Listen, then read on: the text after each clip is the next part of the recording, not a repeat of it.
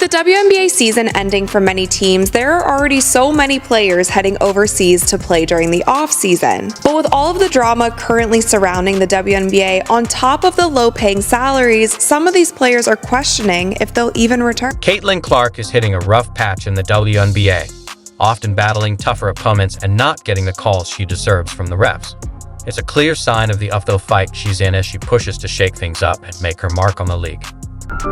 Hardest part about being Caitlin Clark, I would say, having to feel like you're always on. We came from Wisconsin. Ready?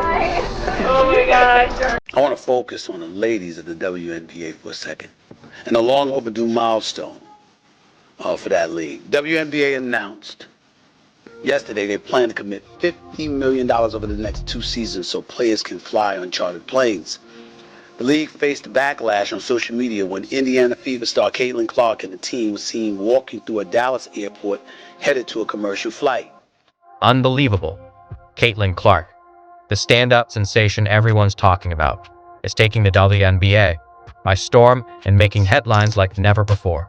You just have bad days, and there's days where you don't want to talk to anyone, but somebody comes up to you and this is their 10-second interaction with you, so you better smile and be kind. But at the same time, it's just like you just want to be normal sometimes. This is not the same as what it was. Just announced something shocking. She might be leaving the league. Me and you, we cannot go and just walk around like nobody knows who you are. And I think that there's still moments where she realizes that and she's like, damn, like that kind of sucks. You heard it right. The WNBA star everyone's been talking about is actually thinking about stepping away. I feel like I'm getting beaten up out there, with everyone playing so rough, she said. Intense, right? This is more than just losing the game. It's about not feeling safe on the court. I need any females out there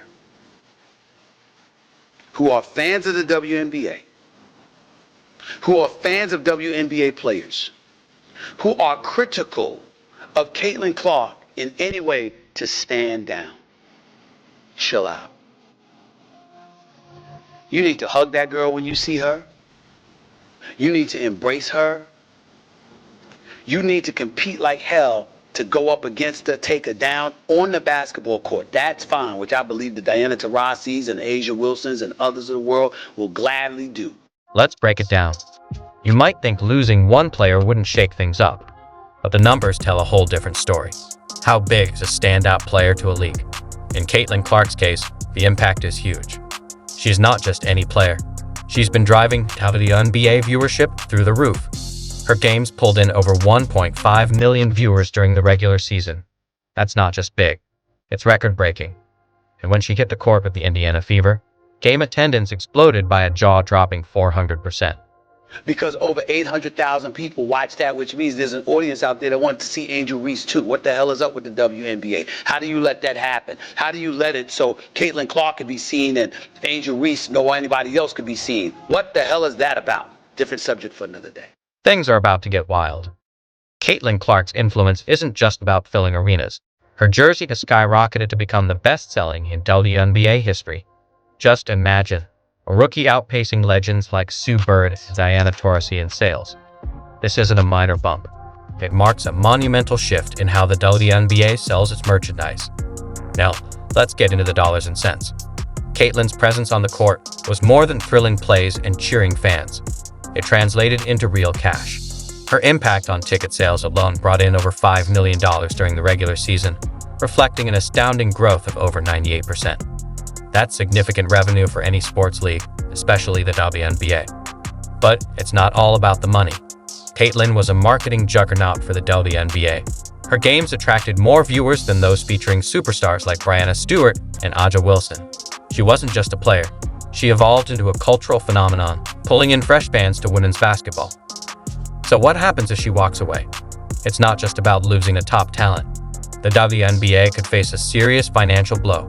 Those packed crowds might dwindle, and those impressive TV ratings could plummet. Caitlin Clark was lighting a spark for a new generation of young athletes and changing how the world views women's basketball, turning it into can't-miss entertainment. If Caitlin Clark decides to leave the WNBA, it won't just be about losing her scoring prowess. It'll mean saying goodbye to a guiding light and a role model for the sport's future. Now, let's talk numbers. You might think this rookie sensation is cashing in, but the reality is her salary is a mere $76,000 a year. That's right. After dazzling as a college star and being the top draft pick, her deal with the Indiana Fever is only $66,000. For context, the Fever's entire payroll is just $1.2 million, less than what a single NBA player with a year of experience makes.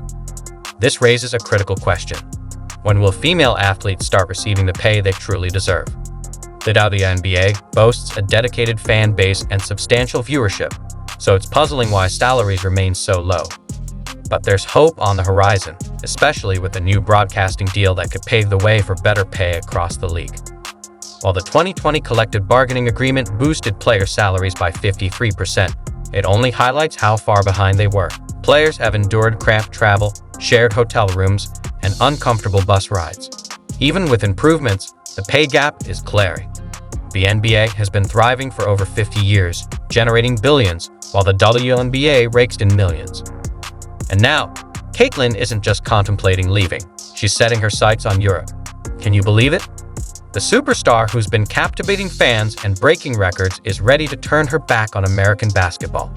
In her press conference, she said, "I need a reset. I need to get away from all of this." That's significant coming from a rookie expected to shine in the league. So, is Europe truly a better path? The answer might surprise you. European leagues are renowned for offering better opportunities for female basketball players. The game there tends to be less physical, officiating varies, and players can hone their skills without the constant fear of injury.